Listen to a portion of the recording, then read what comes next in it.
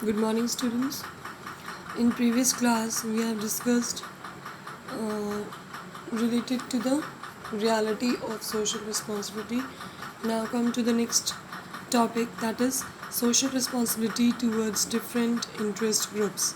Means कि the different groups like the customer, employees, workers, owners, government, these all are the part of the society. These all are the part of community.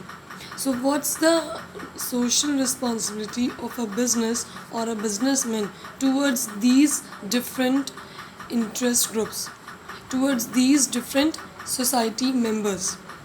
So the very first responsibility of business towards consumers, कि एक businessman की, एक business की consumers या customers के towards क्या responsibilities होनी चाहिए. First is production of safe items by maintaining quality standards. The quality of a product, the standard of a product which you are giving to your customer should be maintained and it should be safe items. Means जो product आप अपने customer को provide कर रहे हैं उसकी quality, उसके standard सब बेटर वे में फर्स्ट क्लास होनी चाहिए, प्लस वो आइटम सेफ होना चाहिए. ऐसा हमें प्रोडक्शन करना होगा, ऐसे प्रोडक्ट का प्रोडक्शन करना होगा कि उसकी क्वालिटी बेटर वे में हो जो हम कस्टमर को प्रोवाइड कर रहे हैं. Second is to ensure regular supply of goods and services. जिस टाइप की प्रोडक्ट की नीड रेगुलर कस्टमर के सेलर के पास आ रही है, सेलर को पता है कि मार्केट में इसकी डिमांड बहुत अच्छी चल रही है, रेगुलर कस्टमर इसकी डिमांड कर रहे हैं, तो उसकी सप्लाई, उस टाइप के गुड्स की या सर्विसेज की सप्लाई हमको रोकना नहीं चाहिए, रेगुलर उसकी सप्लाई करते रहना चाहिए. फिर उसके लिए चाहे हमको स्टोरेज या वेयर हाउसिंग की फैसिलिटी देना पड़े या लेना पड़े, तो वो गुड्स या सर्विसेज जिसकी जो डिमांडेड है इस टाइम मार्केट में, जिसकी ज़रूरत कस्टमर को है, उसको हमें रेगुलर सप्लाई करना है कस्टमर को. ठीक है. Next is to educate customer regarding the use and contents of the product. मान लीजिए कोई ऐसा कस्टमर आया जो फर्स्ट टाइम प्रोडक्ट आपका यूज़ कर रहा है, तो आपको उसको एजुकेट करना है, आपको उसको बताना है कि हाउ टू यूज़ इट, कैसे उसे आप यूज़ करेंगे, उसके कंटेंट्स क्या हैं, इससे क्या क्या चीज़ें हो सकेंगी, क्या फ़ीचर्स हैं, क्या कैपेसिटीज़ हैं, इसका वर्क क्या है, कैसे होगा.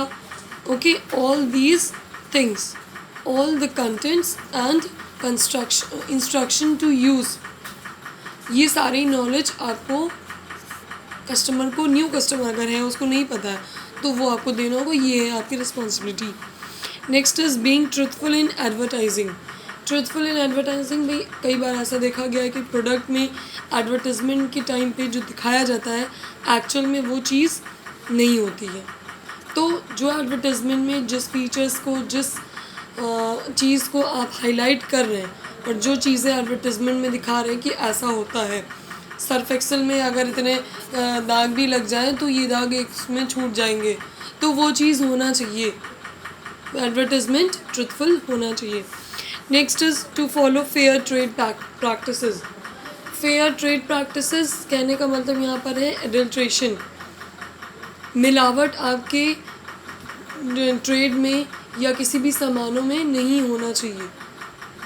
गलत तरीके से आप सामान ना बेचें. अक्सर आपने देखा होगा कि प्रोडक्ट वगैरह को हाई वेट करने के लिए उसमें नीचे मैग्नेट वगैरह भी लगा देते हैं. ये बहुत तरीके की मिलावट ही देख लीजिए, आजकल की हर चीज़ में मिलावट हो रही है. तो ये एडल्ट्रेशन चीज़ें नहीं होनी चाहिए प्रोडक्ट में. जो प्रोडक्ट आप दे रहे हैं क्वालिटी के साथ साथ उसमें क्वांटिटी भी वैसी होनी चाहिए. ऐसा ना हो कि वेट तो दिख रहा है वो एक्चुअल वेट है नहीं. तो फेयर ट्रेड प्रैक्टिसेस के बेसिस पे आपको वर्क करना होगा. Next is to handle consumer complaints and grievances quickly. जो भी कंज्यूमर की या कस्टमर की कंप्लेंट्स आ रही हैं, अगर आपके प्रोडक्ट से रिलेटेड किसी कस्टमर को रेगुलर कोई प्रॉब्लम हो रही है, कोई ना कोई कंप्लेंट आ रही है, तो आप उसको सॉल्व आउट करें. आप ये ना करें कि जो है प्रोडक्ट आपको सिर्फ सोल्ड करना है और आप सेलिंग पे ध्यान दे रहे हैं। आप उन कस्टमर्स को भी देखिए कि जिनको आपके प्रोडक्ट से प्रॉब्लम हो रही है, कुछ ना कुछ कंप्लेंट आ रही है, उसको भी आपको हैंडल करना होगा। सॉल्व आउट करना आप ही की ज़िम्मेदारी है, आपकी रिस्पॉन्सिबिलिटी है। वरना क्या होता है कि ऐसे कस्टमर्स जिनको कोई ना कोई ख़राबी आती है तो वो दूसरे से मिलते हैं, दूसरे को कंप्लेन करेंगे भाई ऐसा प्रोडक्ट मत देना, ये चीज़ ये ख़राबी होती है। वो तीसरे को बोलेगा, तीसरा, ऐसे करते करते कई सारे ऐसे कस्टमर्स निकल आते हैं जो आपके प्रोडक्ट को बिना यूज़ किए कंप्लेंट उनकी आ जाती है। तो उनको रेगुलर सॉल्व करना, उनको हैंडल करना। Next and the last one is to design and develop the product keeping in mind the needs and requirements of the customers. Customer की नीड, प्रेफरेंस, टेस्ट, डिमांड सबको ध्यान में रखकर आपको प्रोडक्ट को प्रोड्यूस करना होगा, उनको अवेलेबल कराना होगा। जिस टाइप के प्रोडक्ट की वो नीड कर रहे हैं, जिस टाइप के प्रोडक्ट की वो डिमांड कर रहे हैं, उस टाइप के प्रोडक्ट को आपको अवेलेबल कराना होगा। ये है एक बिजनेसमैन की टुवर्ड्स कस्टमर्स ये सारी responsibilities. Okay, next is responsibilities towards employees. एक एम्प्लॉयज़, एक वर्कर जो आपकी कंपनी या आपके बिजनेस में वर्क कर रहा है, उसके टूवर्ड्स आपकी क्या रिस्पॉन्सिबिलिटी होनी चाहिए। The very first point is providing fair compensation and benefits. Fair compensation means जितना आप उनसे वर्क ले रहे हैं, डेली बेसिस पे आप उनको वेजेस देते हैं, तो जितना डेली आप उनसे वर्क लीजिए उसके हिसाब से आप उनको पे करिए। ऐसा नहीं होना चाहिए कि वर्क लोड उनके ऊपर ज़्यादा हो और सैलरी या वेजेस, क्योंकि एम्प्लॉयज़ हैं तो उनको सैलरी मिलेगी, लेबर्स या वर्कर्स होंगे तो उनको वेजेस मिलेगा। तो सैलरी वेजेस जो भी आप दे रहे हैं अपने एम्प्लॉयज़ या वर्कर्स को, इट शुड बी फेयर। उनके वर्क के अकॉर्डिंग उनका कॉम्पनसेशन होना चाहिए, उनकी सैलरी होना चाहिए। वर्कलोड ज़्यादा और सैलरी कम, ये चीज़ नहीं होना चाहिए। Next is providing good and safe working conditions. जिस जगह वो काम कर रहे हैं, वही means working conditions, it should be Airy, it should be fully lighted and open area. Working condition जब तक सही नहीं होगी जहाँ पर वो बैठ के वर्क करेंगे, प्रोडक्शन वर्क, तो उनका काम करने में कैसे दिल लगेगा। जब अगर क्लास में फॉर एग्ज़ाम्पल देखिए, टीचर आपकी पढ़ा रही है, एक मिनट के लिए भी अगर लाइट चली जाती है क्लास में और इतनी स्ट्रेंथ रहती है तो पढ़ते पढ़ते अजीब सा डिस्ट्रैक्शन होता है कि अरे लाइट चलेगी, भले इसे एक मिनट के लिए वो हो, तो ये डिस्ट्रैक्शन नहीं होना चाहिए। Same with the working condition. Working condition में भी जिस वर्किंग कंडीशन में वर्कर काम कर रहे हैं उनका अगर ऐसे डिस्ट्रैक्शन होगा, proper light, proper cool, proper Airy नहीं होगा वर्किंग कंडीशन, तो उनका काम करने में मन नहीं लगेगा, प्रोडक्शन नहीं हो पाएगा। Next is providing opportunities for personal growth and development. Personal growth को हम सेल्फ ग्रोथ भी कह सकते हैं।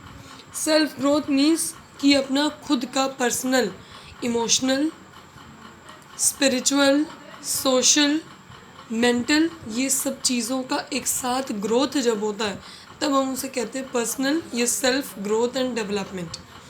हर पॉइंट से वो बंदा, वो वर्कर जो आपके यहाँ वर्क कर रहा है, वो सोशली, मेंटली, फिज़िकली फिट हो प्लस हैप्पी हो, इस चीज़ की आपको ध्यान रखना है।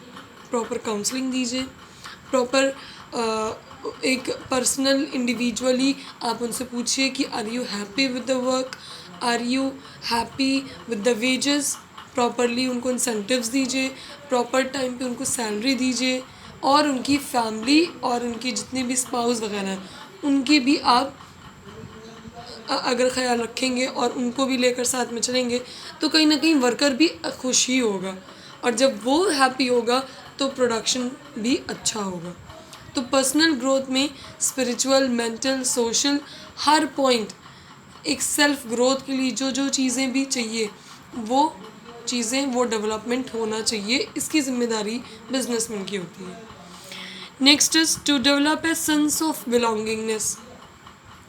सेंस ऑफ बिलोंगिंगनेस कहता है कि रिलीजन वाइज, एज वाइज या स्किल वाइज, नॉलेज वाइज आप लोगों को बांटिए मत। वेजेस भले ही से आप दे रहे हैं अलग अलग, कोई स्किल्ड है तो और एफिशिएंट है उसको ज़्यादा सैलरी, कोई अनस्किल्ड है या अनएफिशिएंट है तो उसको उसी हिसाब से उसकी सैलरी। लेकिन आप यहाँ पर religion wise, category wise, skill wise बांटिए मत, लोगों को अलग मत करिए। उनके फ्रेंड सर्कल या उनके साथ के जो भी लोग हैं जिनसे उनकी बिलोंगिंग है उनके साथ उनको वर्क करने दीजिए। ऐसे में क्या होता है कि वो ज़्यादा अच्छे से वर्क कर पाते हैं। Next is to provide incentives and services like housing, medical insurance, retirement benefits etcetera. ये तो एक्स्ट्रा सर्विसेज हो गई। तो आपको ये सारे एक्स्ट्रा सर्विसेज, अच्छा ये सारी सर्विसेज को आप पर्सनल ग्रोथ वाले पॉइंट में भी लिख सकते हैं।